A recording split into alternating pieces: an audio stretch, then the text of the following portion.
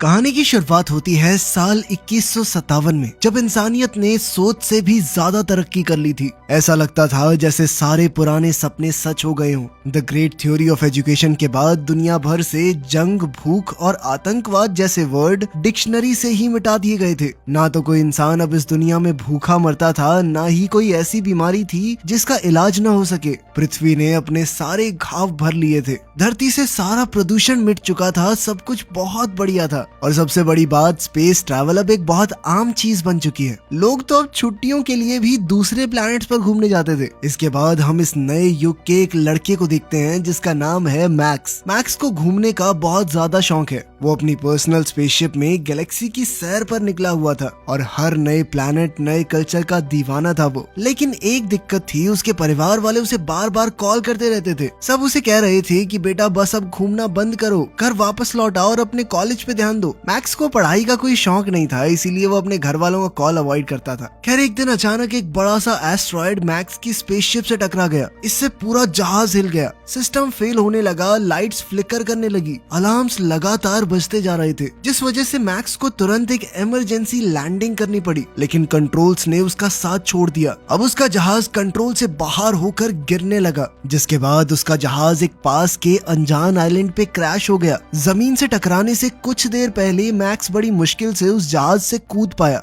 और अगले ही पल उसकी स्पेसशिप ब्लास्ट हो गई। मैक्स अब इस अनजान ग्रह पर अकेला बिना किसी सहारे के फंस चुका था। ये प्लैनेट देखने में कुछ अजीब सा था, न ज्यादा रोशनी थी न आवाजें, सिर्फ एक खामोशी जो कानों को चुभ रही थी। मैक्स अब इस अजीबोगरीब प्लैनेट पर घूमने लगा। जंगल के बीच में उसने हाल ही में बुझाई गई आग देखी, जिसका मतलब साफ था कि यहाँ कोई और भी मौजूद था। थोड़ी और आगे बढ़ने पर उसकी नजर एक छोटी सी छुपी हुई क्रीचर पर पड़ी। मैक्स ने उससे बात करने की कोशिश की, लेकिन वो डर कर भाग गई। मैक्स सोचने लगा कि आखिर ये कौन सी दुनिया है यार। तभी एक तेज आवाज के साथ एक सोल्जर सामने आया, जिसका नाम था जेफ। उसने मैक्स पर तुरंत अपनी बंदूक तान दी और कुछ अजीब भाषा में चिल्लाया। मैक्स कंफ्यूज हो गया, ना उसे समझ आ रहा था कि आदमी क्या कह रहा है, ना वो अपनी बात समझा पा रहा था। मैक्स ने अपनी बेल्ट से एक छोटा सा ट्रांसलेशन डिवाइस निकाला। ये गैजेट किसी भी भाषा को ट्रांसलेट कर सकता है। जैसे ही उसने इस डिवाइस का एक हिस्सा कान में लगाया तो जेफ ने उसकी बेल्ट पर गोली मार दी।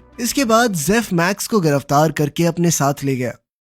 इसके बाद मैक्स को एक शहर में ले जाया गया, जो कि पृथ्वी जैसा ही था, बस थोड़ा ज्यादा ही डरावना। गंदे कपड़ों में लोग, सर पे हेलमेट पहने हुए फौजी और हर जगह पर सीसीटीवी ड्रोन उड़ रहे थे, बिल्कुल वैसा ही जैसा मैक्स ने अपनी हिस्ट्री बुक्स में पढ़ा था। खैर मैक्स को जल्द ही एक साइंटिफिक लैब में ले जाया गया, जहाँ कुछ साइंटिस्ट्स ने उसके सर पर अजीब सा हेलमेट लगा दिया। दरअसल इस हेलमेट की मदद से उसके ख्यालों को पढ़ने की कोशिश की जा रही थी। वो लोग मैक्स के दिमाग का हर एक सीक्रेट जान लेना चाहते थे। उन्होंने मैक्स से बहुत सारे सवाल पूछे, लेकिन उसे एलियन मानने से मना कर दिया। उन्हें लगा कि ये कोई पागल आदमी है हमारे जैसा ही। इसलिए उन्होंने मैक्स को एक पागल खाने में भेजने का फैसला किया, जिसके बाद गाय नाम के एक फौजी को उसे अस्पताल तक ले जाने का काम दिया गया। जैसे ही ये फैसला हुआ, आसपास के सब लोग अचानक से देशभक्ति का गीत गाने लगे। सबकी आंखों में जुनून था, जैसे उनके सर में इस चीज के अलावा कोई और ख्याल ही ना हो। मैक्स इस तरह की चीजें पहली बार देख रहा था, इसलिए बहुत हैरान था। तभी जेफ, जिसने मैक्स को अरेस्ट किया था, अचानक जमीन पर गिर गया और उसे दौरा पड़ने लगा, जिसके बाद अथॉरिटीज तुरंत उसे उठाकर ले गई। लेकिन ये देखकर मैक्स का शक और बढ़ गया। गाय के साथ जब मैक्स शहर की तरफ बढ़ा तो उसने देखा कि सब कुछ कितना खराब था।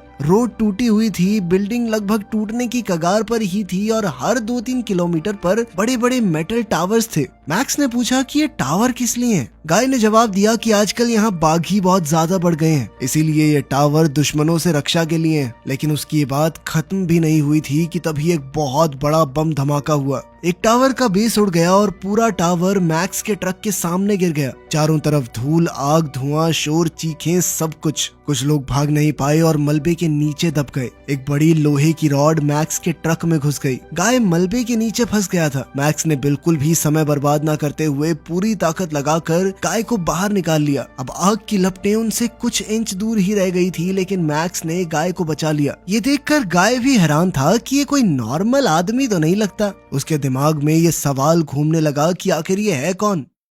मैक्स को अब पता चला कि इस प्लेनेट पर बगावत चल रही है। लोग सरकार के तरीकों से खुश नहीं हैं, उनके खिलाफ खड़े हैं, जबकि गवर्नमेंट ये बड़े बड़े टावर लगा के अपनी ताकत बनाए रखना चाहती थी। इस हादसे में उनका ट्रक बर्बाद हो चुका था, जिस वजह से अब उन्हें आगे का रास्ता पैदल ही पार करना होगा। मेन शहर में पहुंचते ही हम एक ताकतवर आदमी को देखते हैं जिसका नाम है स्ट्राइडर, जो कि डिपार्टमेंट ऑफ स्पेशल रिसर्च का हेड है। जैसे ही उसे मैक्स के बारे में पता चला, उसने फंक नाम के एक आदमी को मैक्स को उसके पास लाने के ऑर्डर्स दिए। तब तक मैक्स को एक और डरावनी फैसिलिटी में बंद कर दिया गया था। इस बार वो था एक बड़े से पानी के टैंक में। साइंटिस्ट उसके दिमाग को और गहराई से देखने की कोशिश कर रहे थे, लेकिन फंक स्ट्राइडर के बैज का इस्तेमाल करके वहां घुस आया और बिना किसी परमिशन के मैक्स को वहां से निकाल ले गया। दूसरी तरफ वहां के एक और ताकतवर आदमी सरकारी वकील उमनिक ने भी मैक्स की हरकतों पर नजर रखी हुई थी, लेकिन जब उसने घड़ी में टाइम देखा तो जल्दी से अपने बाथरूम में छुप गया, जहां उसे भी जबरदस्त दौरा पड़ा। फंक जब मैक्स को कार से ले जा रहा था तो रास्ता ब्लॉक हो गया और अब उसे एक नया रूट लेना पड़ा। लेकिन फंक भी थोड़ा परेशान सा लग रहा था। उसे भी समय देख के अब थोड़ा डर लगने लगा, जिसके बाद उसे भी वही अजीबोगरीब सा दौरा पड़ा।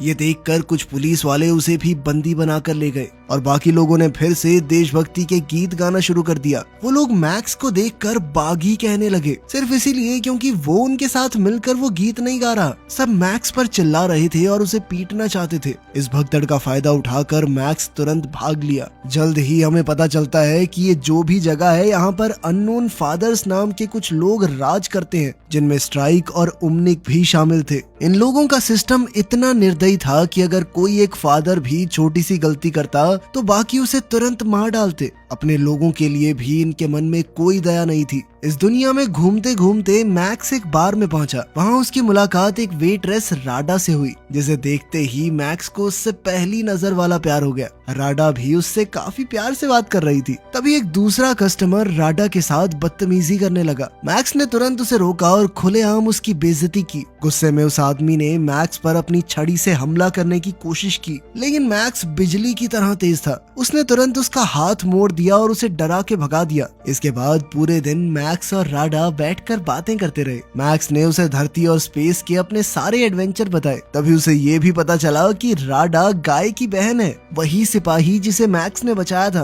राडा ने मैक्स को अपने घर आने का न्योता दिया, जिसके लिए मैक्स खुशी खुशी मान गया। लेकिन जैसे ही वो दोनों बार से बाहर निकले, वही बदतमीज कस्टमर फिर से आ गया। इस बार वो बदला लेने आया था और कुछ पंटर भी उसके साथ थे, लेकिन मैक्स को बहुत अच्छे से लड़ना आता था। जैसे ही उन्होंने तलवार से हमला किया, मैक्स जबरदस्त स्टाइल में बच निकला। उन्होंने मैक्स पर लात मुक्के बरसाने शुरू किए, लेकिन मैक्स के लिए उनके मुक्के एक हल्की सी थपकी जैसे थे। मैक्स ने शुरुआत में उन्हें आसानी से गिरा दिया, लेकिन फिर उनकी पूरी गैंग आ गई, जिनके पास और बड़े बड़े हथियार थे। लेकिन मैक्स के सामने इनकी भी एक न चली। एक बंदे ने उसके पैर में रस्सी लपेट दी, जबकि दूसरा उसके ऊपर हमला करने आया। लेकिन मैक्स ने उन्हीं के हथियारों को इस्तेमाल करके उन्हें खींचकर जमीन पर पटक दिया। आखिर में बचा वही आदमी जिसने पहले राडा को छेड़ा था। उसने एक छोटी सी गोल मशीन निकाली, जिसमें से छुरियां निकल रही थी। उसने वो मैक्स की तरफ फेंकी, लेकिन मैक्स आसानी से उससे भी बच गया।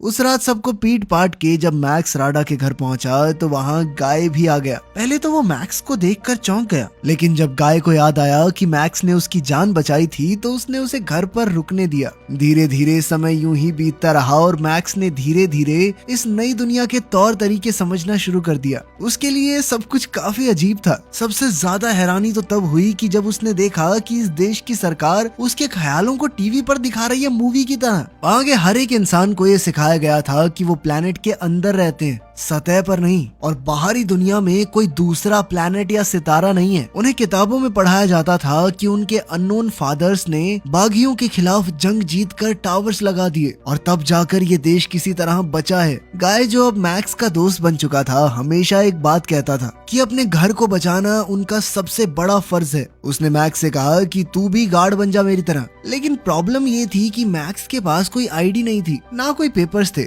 इसलिए गाय को अपने कमांडर चाचू को इस बात के लिए मनाना पड़ा। मैक्स को मिलिट्री ट्रेनिंग से गुजरना पड़ा। उसने देशभक्ति का गीत सीखा और मिशन ट्रायल्स दिए। ट्रायल्स में उसे जलती हुई जगह से दौड़ना था और बागियों जैसी दिखने वाली तस्वीरों पर गोलियां चलानी थी। मैक्स तो एक शार्प शूटर निकला जिसका निशाना कभी चूकता ही नहीं था। मैक्स फ्री टाइम में राडा से मिलता, बातें करता और धीरे धीरे वो दोनों एक दूसरे के काफी करीब आ गए। ट्रेनिंग के बाद मैक्स को आखिरकार आर्मी में भर्ती कर लिया गया। उसका पहला मिशन था एक बागियों के अड्डे पर रेड मारना। रेडिंग टीम ने बिल्डिंग में घुसकर सब कुछ तबाह करना शुरू कर दिया। बम फेंके गए, लोगों को लातों से घसीटा गया। मैक्स ये सब देखकर पूरी तरह हिल गया। बागी कोई मॉन्स्टर नहीं थे, बस डरे हुए आम लोग थे। ये देखकर मैक्स ने तुरंत अपनी बंदूक नीचे फेंक दी। तभी एक बागी चुपके से बाहर आया और फायरिंग करने लगा, लेकिन उसे जल्द ही गिरा दिया गया और साथ ही उनके कमांडर चाचू ने बागी को मारना शुरू कर दिया, सिर्फ अपने मजे के लिए। इसके बाद मैक्स ने देखा कि बहुत सारे लोगों को एक ट्रक में भर के ले जाया जा रहा था, मानो वो कोई जानवर हो।